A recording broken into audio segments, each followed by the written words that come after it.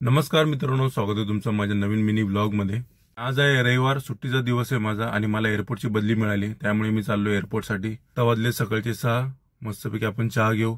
आज रविवार असल्यामुळे घरचे एकदम निवांत उठतात, त्यामुळे मी कोणाला उठवलं नाही। म्हटलं बाहेरच आपण आपलं चहा घेऊ। चहा घेऊन झालेलं आहे, चला गाडीकडे जाऊ। तर ही गाडी आहे कस्टमरची कोरोला ऑल्टिस, ही घेऊन आपल्याला जायचं एअरपोर्टला। आता आपण आलो एअरपोर्टला। मित्रांनो, मी व्हिडिओ बनवला नाही कारण की पॅसेंजर होता गाडीमध्ये। पॅसेंजर असल्यामुळे व्हिडिओ बनवला नाही। आता आपण त्यांना ड्रॉप केलेले आणि आता इथून निघतोय। आता मी पोहोचलोय साकीनाका जंक्शन मध्ये।